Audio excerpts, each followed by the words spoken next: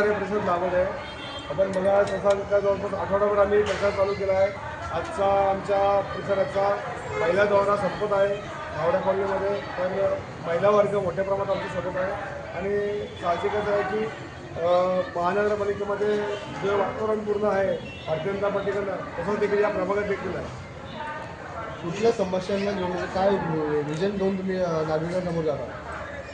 मागच्या वेळी जे नगरसेवक लोकांनी निवडून दिले त्यांनी जी विकास कामं केली नाही, मग रस्त्यांची गटरांची असतील, इकडे MIDC एरिया मोठ्या प्रमाणात असल्यामुळं तरुणांची बेरोजगारी असेल, या समस्या पाण्याची टंचाई असेल, या समस्या आम्ही नागरिकांपर्यंत घेऊन जाऊ. ग्रामीण भाग देखील या प्रभागात आहे. पाडगा असेल, नावडा असेल किंवा इतर असेल, तर त्या ठिकाणाहून कसे मतदार आपल्याला साथ देतात? चांगला प्रतिसाद नागरिकांचा आहे. ग्रामीण भागात तर जास्त प्रतिसाद नागरिकांचा लागतो, कारण की मी मगाशी म्हटल्याप्रमाणे नगरसेवकांनी कामं देखील सोडू द्या, पण या प्रभागात फिरकले देखील 8.5 वर्ष झाली. आज 8.5 वर्ष फिरकले देखील नाही. काही उमेदवार तर डायरेक्ट होडीमध्ये बसले, तेवढेच राहिले. करुणा दामणे यांनी शेतकरी कामगार पक्षामधून प्रवेश करत भारतीय जनता पार्टीचा कमळ हातात घेतलाय आणि त्या कमळाचा फायदा या महायुतीला कशा प्रकारे होईल? नक्कीच अरुणाताई यांनी जो पक्षप्रवेश केला त्यांची खंत जास्त त्यांनी सांगितली आम्हाला की शेतकरी कामगार पक्षामध्ये असताना त्यांची विकास कामाला कुठेतरी एक आळा बसत होता किंवा विकास कामं ज्या गतीने व्हायला पाहिजे होती ती होत नव्हती.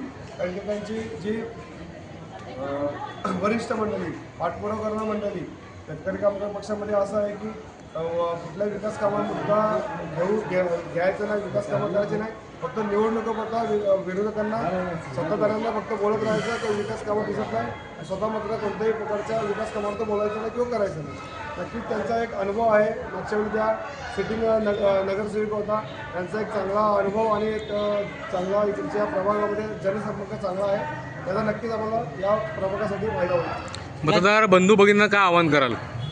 आपण या प्रभागातील सर्व नागरिकांना मतदार बंधू भगिनींना आवाहन करेल की जे लोक तुमच्या समस्या सोडवण्यासाठी 8.5 वर्ष अग्रेसर राहिले, तुमच्यात मिळून मिसळून राहिले, अशा सर्व उमेदवारांना खास करून आमच्या महायुतीच्या उमेदवारांना निवडून द्या. या